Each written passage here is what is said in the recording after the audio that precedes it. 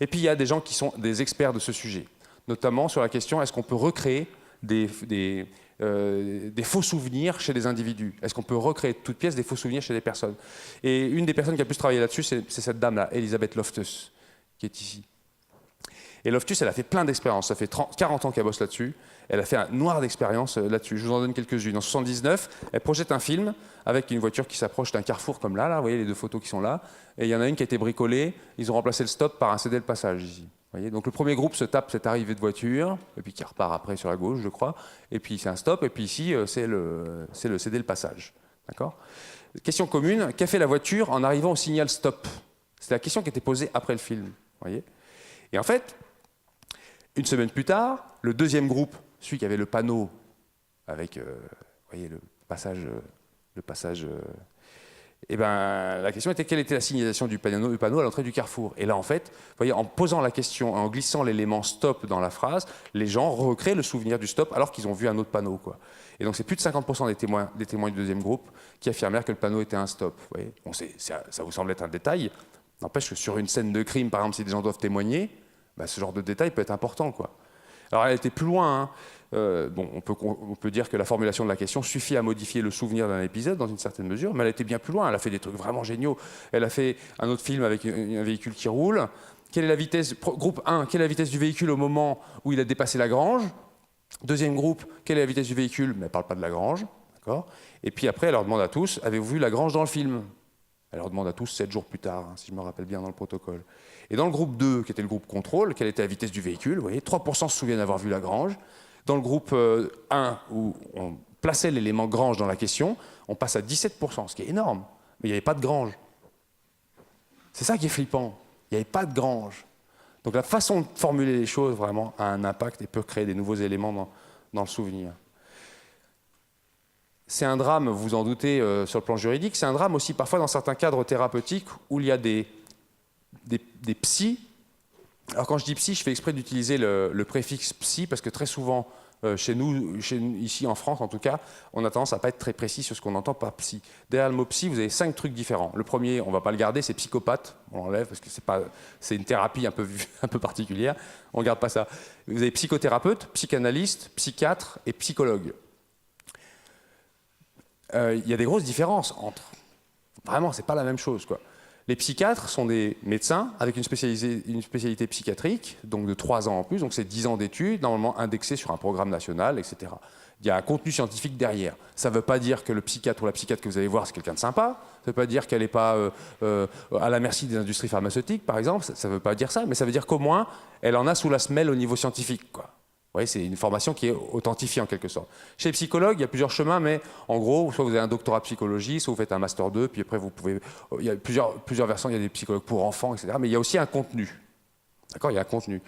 Psychanalyste, il n'y a pas de contenu précis, tout dépend de l'école dans laquelle vous allez. Et généralement, on dit que pour être psychanalyste, il faut avoir vécu une psychanalyse soi-même, une didactique soi-même, et adhérer à une école. Donc vous voyez, en termes de contenu, c'est déjà vraiment problématique, quoi. Et les psychothérapeutes, c'était encore pire. Jusqu'en 2011, n'importe qui pouvait mettre sa plaque psychothérapeute. C'était pas protégé comme nom, donc n'importe qui pouvait le mettre. Et depuis, ils ont créé une loi qui est un peu particulière, à mon goût. Ils ont dit ne pourront se revendiquer comme psychothérapeutes que les gens qui peuvent justifier qu'ils font ce qu'ils font depuis un certain nombre d'années. C'est bizarre, quoi. À mon avis, ils ont fait ça pour éteindre le problème, si vous voulez. Ils se sont dit, les anciens qui pratiquent, on ne va pas les faire chier, sinon ils vont râler. Donc ceux qui ont fait ça depuis plus de 5 ans, on les laisse tranquilles. Puis les nouveaux, ils ne pourront pas s'installer, quoi. Comme ça, on éteindra le problème des psychothérapeutes autoproclamés et qui pullulent de partout, quoi.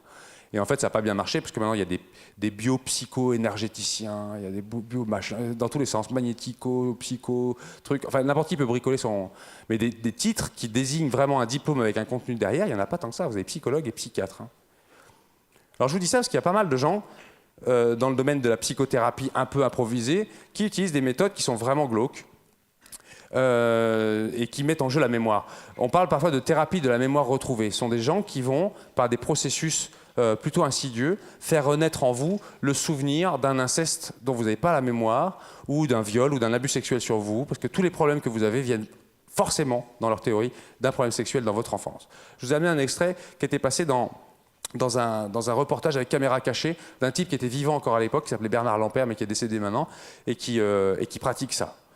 Et vous allez voir, je ne vais pas vous faire pleurer au début, mais n'empêche que vous allez voir que ça a vraiment des dégâts sociaux assez importants. Hein. Le jour où leur fille se rend chez un psychothérapeute pour une consultation. Après quelques séances, la jeune fille décide de couper définitivement les ponts avec sa famille. Le comportement de ma fille a changé progressivement. Elle a commencé par se séparer de ses meilleurs amis, puis à vouloir se séparer de son conjoint, et enfin, en milieu d'année, elle s'est séparée de nous. Autrement dit, elle a rompu tout ce qui était son cercle familial le plus proche. Mais elle vous a accusé de quoi ? Un exemple caractéristique, quand elle avait 2 ans, suite à une crise que tous les enfants font, une colère magistrale, sa maman l'a mise dans le bain. Et elle n'avait aucune raison de s'en souvenir, bien sûr, on lui a raconté. Et elle a mis ça en évidence comme étant une caractéristique des violences de sa maman. Et ça s'est très mal terminé parce qu'elle a fini par dire à sa mère au téléphone « Tu n'es plus ma mère ». Vous comprenez que ma femme, voyant ça, s'est mise à pleurer, bien sûr. Et vous avez des nouvelles d'elle ? Plus aucune. Hélas. La dernière fois qu'on s'est vus... excusez-moi.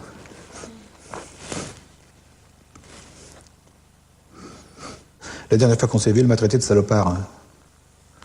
Hein. Face à ça, j'ai pas de réponse. Je peux plus rien faire. Ce psychothérapeute n'est pas un inconnu. Il est le fondateur d'une association qui, il y a quelques années, avait été déclarée dangereuse par la mission anti-secte. Nous décidons de prendre rendez-vous avec lui pour une consultation. Des murs blancs, un cabinet dépouillé quelque part dans Paris. Notre collaboratrice se fait passer pour une patiente. Elle débute en parlant des crises d'hystérie de sa mère. Bonjour monsieur. Bonjour. Elle commençait à divaguer dans la cuisine. Elle disait qu'il fallait pas que je sorte, à fermer la porte à clé. Immédiatement, le psy interprète cela comme des crises de délire. Il fournit à sa nouvelle patiente une première explication. Dans le délire, il y a un sens caché, il y a un sens au second degré. Le délire n'est pas n'importe quoi. Il est chargé de sens. C'est ce qu'on ne peut pas dire directement, alors on fait le détour. Après 10 minutes d'entretien, le psychothérapeute pense avoir trouvé les causes du délire de la mère. Il expose son hypothèse. Les manifestations de souffrance chez votre mère peuvent correspondre effectivement pour une femme qui, enfant ou adolescente, a pu être victime d'atteinte sexuelle. Notre collaboratrice poursuit. Elle parle de ses vacances lorsqu'elle était adolescente, lorsqu'elle passait l'été sans ses parents chez son grand-père. Vous y alliez souvent ? Oui. Avec vos parents ou sans ? Non, parce que des fois, justement, on était à Rome et puis... Le psy a désormais tous les éléments pour fournir ses conclusions. Si votre mère a été victime de son propre père, pourquoi vous envoyez-elle en vacances là ?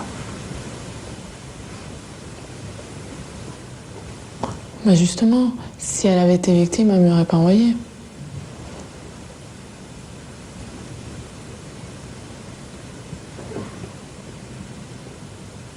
Pourquoi j'aurais m'envoyé dans la... Oui, par emprise. Parce qu'en fait, les anciennes victimes peuvent, ce n'est pas systématique du tout, réexposer leurs enfants. Ça ne veut pas dire qu'elle voulait vous faire du mal, c'est pas ça que je dis. Mais que c'était plus fort qu'elle. Voilà, cela fait exactement 20 minutes que le psychothérapeute connaît sa patiente. Il vient de lui asséner que sa mère l'envoyait chez son grand-père pour la placer en danger d'inceste. Même si ces hypothèses sont justes, l'attitude du psy est-elle responsable ? Le psychothérapeute est-il autorisé à asséner auprès d'une personne fragile des vérités aussi lourdes sans que la patiente ait été auparavant préparée à les entendre ?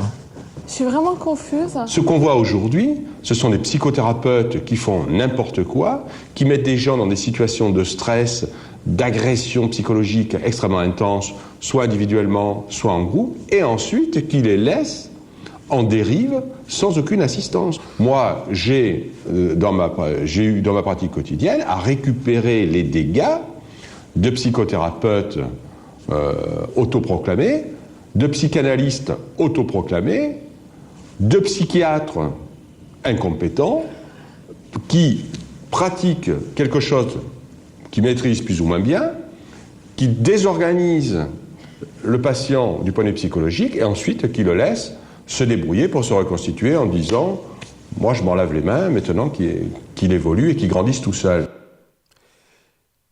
Malsain, hein.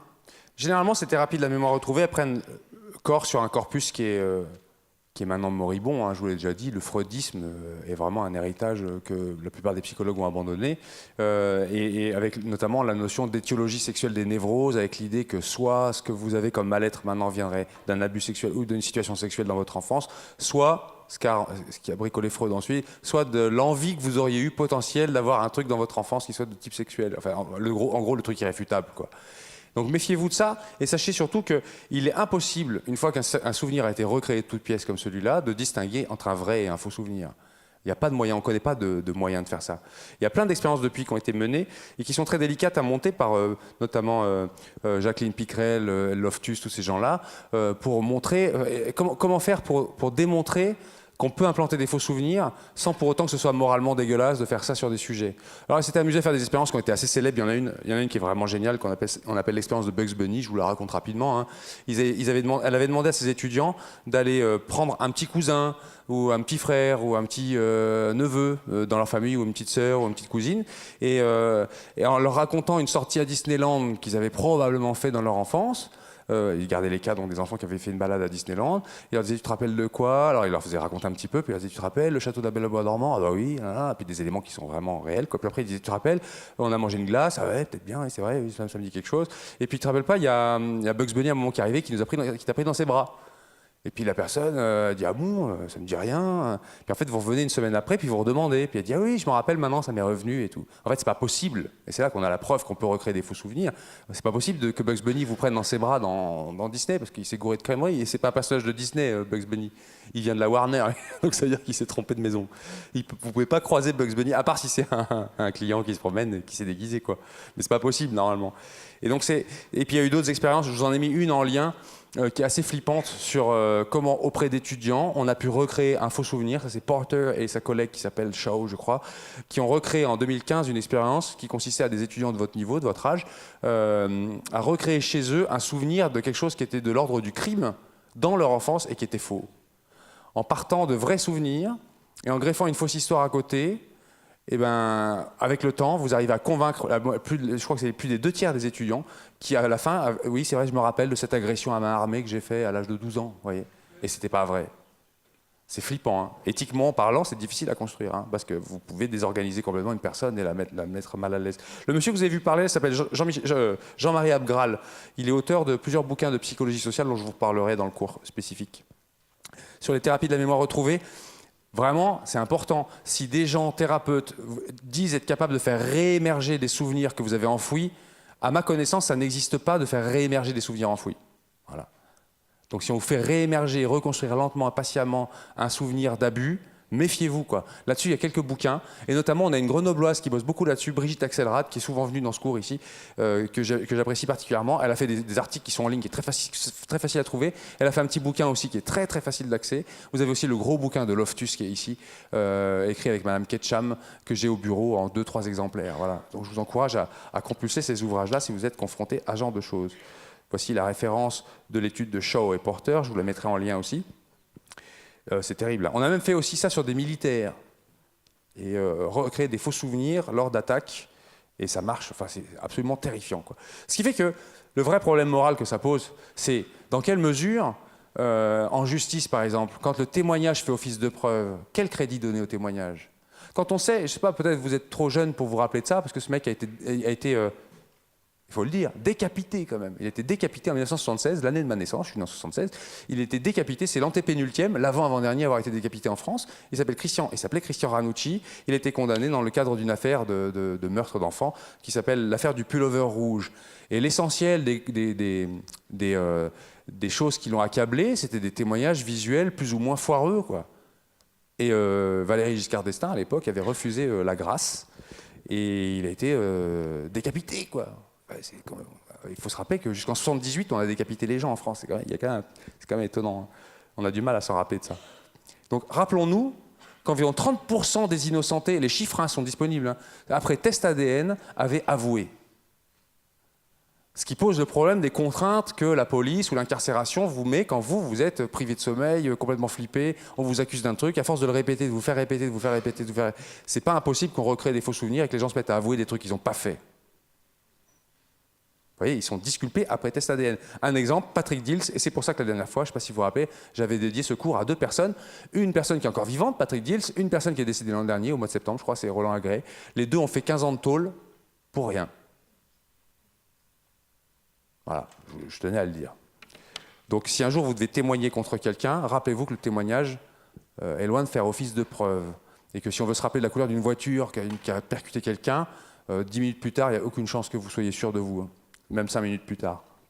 Au début, je voulais faire un truc comme ça. Je sais qu'à la DGSE, ils font ça. Des fois, il y en a un au milieu de l'amphi, en plein milieu du cours. Il se lève et puis il tire à bout portant sur le prof, qui a un gilet pare-balles ou c'est une arme à feu, c'est une arme à blanc, si vous voulez. Et en fait, la personne après s'enfuit. Et puis tout le monde est paniqué, évidemment. Et puis après, on dit non, c'est une expérience. Essayez de décrire sur une feuille à quoi ressemblait la personne. Et en fait, les gens, même qui font partie des services secrets, hein, et qui sont en train de se former, sont pour la plupart incapables de se rappeler de la tronche de la personne, parce que la plupart du temps, les gens sont fixés sur l'arme. L'arme, c'est flippant, une arme, quoi. Donc, on regarde l'arme. La plupart des gens ne se trompaient pas sur l'arme, mais ils ne se rappelaient plus du nombre de coups tirés, par où était partie la personne. Et par contre, ils témoignaient très souvent quand même d'un type ou d'un faciès particulier. Et là, on note un truc vraiment très troublant. C'est que les témoignages, ce dont se rappelaient les gens de la personne qui avait tiré, ça allait toujours vers le sens des stéréotypes sociaux. C'était souvent un arabe, entre guillemets, quelqu'un de basané, vous voyez comme c'est dingue. Notre cerveau, il est imprégné de conneries, quoi. C'est assez terrible. Bon, bref. Voilà, autodéfense intellectuelle, nos sens peuvent nous tromper, rappelez-vous de ça, hein, à vie, quoi. Le tri des données, fausse l'interprétation, méfions-nous de nos témoignages, et notre mémoire est suggestible et facilement détournable.